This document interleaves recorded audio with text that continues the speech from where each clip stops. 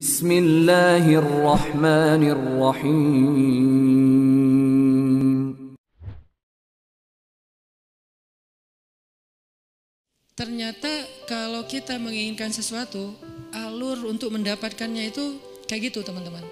Satu, percaya sama rencana Allah. Disebut dengan istikharah, minta pendapat Allah. Istikharah ini dalam konteks pembicaraan kita malam ini bukan sekedar ibadah sholat 2 rakaat.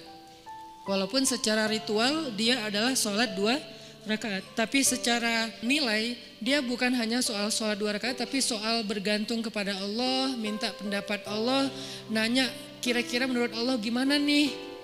Terus Allah jawabnya lewat siapa? Nah, Allah menjawabnya lewat istisyarah. Pertama, istikharah, minta pendapat Allah. Ya Allah beri saya petunjuk, ini mau gimanain, ini apa yang harus saya lakuin. Nanti Allah nitip jawabannya lewat istisyarah. Istisyarah itu meminta nasihat orang-orang yang lebih paham. Ulama, kiai, ustadz, siapa lagi, guru, orang tua.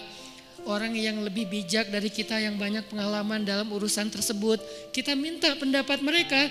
Biasanya Allah nitip jawaban itu melalui lisan-lisan mereka yang terjaga. Karena memang Allah mengatakan auliaullah, wali-wali Allah itu ketika dia sudah dekat dengan Allah, maka Allah menjadi pendengarannya, Allah menjadi penglihatannya. Maksudnya yang dia lihat itu sesuai dengan yang Allah inginkan. Yang dia dengar itu hanya yang Allah ridhoi. Yang dia ucapkan hanya yang Allah ridhoi. Artinya lisannya, telinganya, matanya udah terjaga. Selain pikiran dan hatinya pastinya terjaga.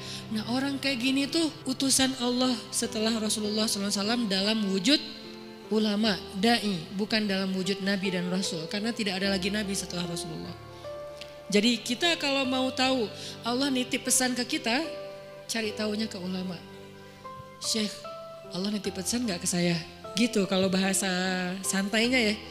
Tapi kan gak mungkin kita ngomong gitu ya. Emang lu siapa? Syekh maksudnya beri saya nasihat. Cuman itu terlalu resmi lah. Analoginya kita kayak nanya, ada pesan gak untuk saya dari Allah? Lewat siapa nanya pesan untuk saya dari Allah? Lewat orang solih yang lisannya terjaga. Biasanya Allah akan titipkan pesan lewat lisan mereka untuk kita. Ini namanya istisyarah. Meminta isyarat. Isyarat itu bahasa Arab yang jadi bahasa Indonesia. Isyarah jadi isyarat. Isyarat itu arti petunjuk. Jadi kalau ada yang ngasih isyarat berarti ngasih petunjuk. Itu arti sebenarnya dari isyarah. Jadi istisyarah meminta isyarat atau meminta nasihat yang sifatnya menunjukkan jalan. Mana yang baik yang harus kita jalanin. Karena Allah gak bicara langsung kepada kita dalam bahasa wahyu. Kecuali apa yang sudah diwahyukan di Al-Quran. Karena yang bicara langsung dengan wahyu itu kan hanya para nabi. Kita kan gak bisa langsung wahyu turun dari langit. Saya baru dapat wahyu, gak bisa kan. Kadang-kadang kita kayak kegeeran gitu. Saya baru dapat ilham, padahal bukan ilham gitu kan. Ilham dari siapa dulu nih? Bisa jadi ilham dari wasawisus syaitan. Siapa tahu ilham kita tentang komen, tentang caption, tentang postingan, tentang repost, broadcast. Itu bukan dari Allah, dari setan. Karena tidak terjaganya kita. Kalau para ulama, insya Allah mereka terjaga. Allah yang jaga mereka. Sehingga insya Allah ilham mereka itu gak dari mana-mana. Apalagi mimpi ulama itu adalah benar. Mimpi Nabi wahyu, mimpi ulama benar. Itu satu tingkat di bawah para Nabi. Bahkan disebutkan mimpi ulama adalah satu bagian dari 70 bagian kenabian. Nabi itu kan punya banyak bagian kenabian, nubuwah namanya. Nah, satu bagian dari 70 bagian itu adalah mimpi yang benar dari seorang ulama atau orang soleh. Sehingga saya merasa bahwa minta nasihat dan minta doa dari Habib Ali Zainal Abidin itu bagian dari isyarah. Setelah itu ini nggak harus berurutan ya, istikharah, isyarah itu nggak harus berurutan. Bisa yang mana yang memungkinkan duluan. Akhirnya kemudian saya istikharah minta Allah, ya Allah saya pengen ketemu Nabi. Pas umroh ternyata bisa ziarah Nabi di depan makam Nabi. Selain sholawatan saya ngomong gitu semampu saya. Walaupun sebetulnya malu gitu mau ketemu Nabi. Kenapa? Amalan kurang, sholawat kurang. Ujuk-ujuk datang minta banyak request gitu kan. Kayak ngerasa gak pede. Tapi mau ke siapa lagi? Meminta nasihat dalam bahasa kayak apa ya, kayak orang lagi berkunjung gitu. Walaupun pastinya doanya kepada Allah. Jadi saya bukan berdoa kepada Nabi ya, berdoa kepada Allah, cuman lagi ziarah tuh kayak ngomong gitu. Sebagaimana Nabi bicara dengan Khadijah ketika ziarah makam Khadijah. Ya Rasul, saya gimana ya? Mau gimana ini ya dakwahnya? Udah beres itu masuk ke Raudhah, ya Allah beri saya petunjuk. Doa yang saya nggak pernah tinggalkan, Rabbana atina min ladunka rahmah wa hayyi' lana min amrina rasyada. Kalimat terakhir itu tuh, wa hayyi' lana min amrina rasyada. Ya Allah siapkanlah untuk saya petunjuk dalam urusan saya. Mau gimana nih kalau bahasa sederhananya? Ternyata Allah beri petunjuk lewat doa tadi para orang soleh, kemudian mimpi, kemudian dapat sebuah kejutan dari Allah yang mungkin sebagian orang ngelihat kejutan ini sebagai sesuatu yang sedih, musibah, ujian. Tapi saya ngelihatnya ini bukan ujian, ini justru jawaban dari doa saya bahwa Allah ingin memberikan celah. Oh gini masuknya, sehingga akhirnya saya merasa bahwa saya mendapatkan apa yang saya minta. Ini sebagai testimoni orang yang pernah mencoba jalur itu ternyata berhasil, maka coba deh dalam urusan kita. Gimana? Istikharah, istisyarah, istifta. Apa itu istifta? Istifta dari kata fatwa. Bahasa Arab kalau ada ista, alif sinta, itu artinya meminta.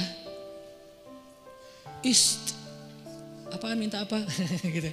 Ini kode gitu. Jadi kalau dalam grammar bahasa Arab ada alif sin ta, itu artinya meminta. Jadi kalau istisyarah meminta isyarah, istikharah meminta khiyarah, istifta meminta fatwa. Jadi minta fatwa. Minta fatwa itu mana? Halal haram, benar salah, hak batil, mana yang harus saya pilih. Nah itu namanya istifta. Sehingga datangnya harus kepada ulama. Kalau istisyarah boleh ulama, boleh orang bijak, boleh orang tua, boleh orang soleh yang ahli ibadah gitu kan. Bisa jadi ahli ibadah itu teman kita sendiri atau siapapun yang kita kenal. Tapi kalau istifta harus ulama. Kalau di Indonesia ulama yang tergabung dalam sebuah organisasi yang resmi, majelis ulama. Itu yang masalah istifta. Dan yang keempat, ini yang paling penting, istiqomah. Apa arti istiqomah? Banyak orang mengartikan istiqomah itu terus menerus, bukan. Itu namanya dawam. Kalau kita sholat tahajud setiap malam selama setahun namanya dawam dengan tahajud. Disebut orang yang qawwam. Kalau sekali doang, qaim. Kalau kita puasa setiap Senin Kamis selama bertahun-tahun namanya dawam, berpuasa. Disebut dengan sawam. Kalau sekali doang, soim. Kalau cewek, soimah. Nih, berarti soimah ini puasa cowok, puasa cewek. Soimah.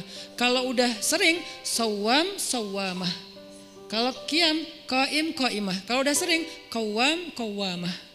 Itu dalam bahasa Arabnya. Nah, itu namanya dawam, terus-terusan, daimun gitu kan. Mereka selalu dawam. Tapi kalau istiqomah artinya bukan konsisten. Dawam itu kan konsisten. Kalau istiqomah itu komitmen. Apa bedanya? Kalau komitmen itu tetap on the track apapun yang terjadi. Itu namanya istiqomah. Gak mau keluar dari garisnya. Gak mau keluar dari fisabilillah. Gak mau keluar dari syariat. Dengan batasan syariat yang luas pastinya. Jangan sampai kita menuduh orang udah keluar dari batasan syariat padahal batasan kita sempit. Bisa jadi dia gak keluar. Cuman batasan kita yang sempit. Harusnya syariat itu luas. Keluasan syariat tergantung wawasan Islam kita. Ada yang mengatakan, itu gak boleh, padahal boleh.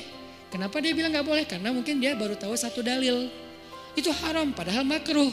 Itu makruh, padahal mubah gitu kan. Nah intinya kalau kita gak keluar dari batasan syariat apapun kejadiannya, kita disebut orang-orang yang istiqomah. Komitmen dengan Islam. Kalau komitmen, Allah pasti bantu.